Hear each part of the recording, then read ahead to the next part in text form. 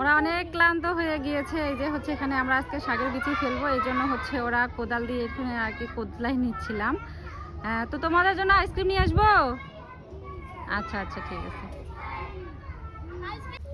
এই যে রেডি হয়ে গেল হচ্ছে আমাদের শাক বোয়ার জন্য। এই যে হচ্ছে রাফিদ বাবু, তুনা, যারা সবাই মিলে হচ্ছে আমার শাকবাড়িটা সুন্দরভাবে রেডি করে দিল। এই জন্য হচ্ছে ওদেরকে আমি একটা খাওয়া দিচ্ছি দোকান থেকে। এই মাত্র এই যে আমার ছেলে নিয়ে আসলো। কি কি নিয়ে আসছো?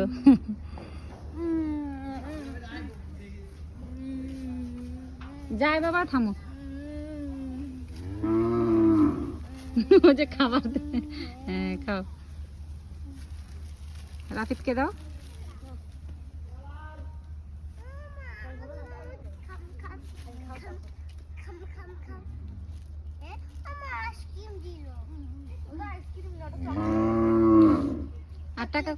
আট টাকা কোথায়? 60 টাকা নাও।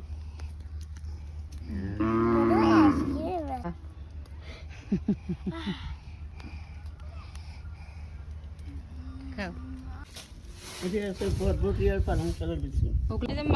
আলহামদুলিল্লাহ মাসি বিচি নিয়ে আসতেছে।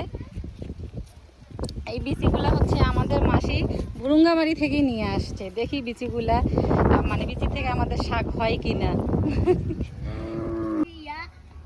হয়েছে খাওয়া শেষ তোমাদের? নাও শেষ করো তাড়াতাড়ি। এই যে এবার হচ্ছে মামু আমাদের কৃষিমন্ত্রী বলবে যে এখানে কি কি শাকের বিচি আছে। কি কি শাকের বিচি? লাল শাক, মূলা শাক, আবার আছে পালং শাক, আর আছে বটবডি, তারপরে আছে এই যে বাড়ি হাইব্রিড টমেটো, হাইব্রিড টমেটোর বীজ। এগুলো শাক কি এখন হয়? এখনো হবে। হবে? আচ্ছা তো বিসমিল্লাহ করি তাহলে।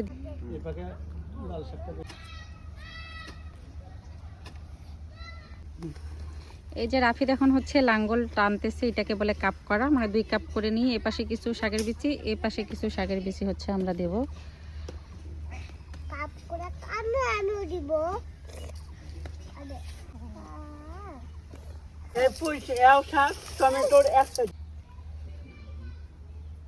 বিসমিল্লাহ।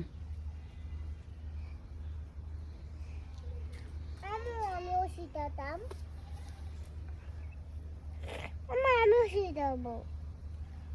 আমিও শিখাবো। ও পাশে ছিটাইতে হবে। শাকের বিচি দেওয়ার পর হচ্ছে এভাবে পা দিয়ে বা হাত দিয়ে মাটিটা সমান করে নিতে হয়, কিন্তু তাহলে হচ্ছে বিচিটা নিচে পড়ে যায় আর মুরগি খেতে পারে না। বিচিও খেয়ে নেয় পাইলে বাবা। ভালো করে দাও। এখানে হচ্ছে বরবটির বিচি, আর এগুলো হচ্ছে পালং শাক আর ঢেঁড়স। এগুলো হচ্ছে এই পাশে এখন আমরা দিয়ে দেবো, তাই হচ্ছে এগুলো আলাদা করতেছি। এবার হচ্ছে টমেটোর রাফিদের পাশে এখন বরবটি বিচিগুলা দিয়ে দিচ্ছে। তো আজকের ভিডিওটা এ পর্যন্ত। আপনাদের কাছে কেমন লাগলো? যারা যারা শেষ পর্যন্ত আমার ভিডিওটা দেখছেন সবাইকে অসংখ্য ধন্যবাদ। আল্লাহ হাফেজ।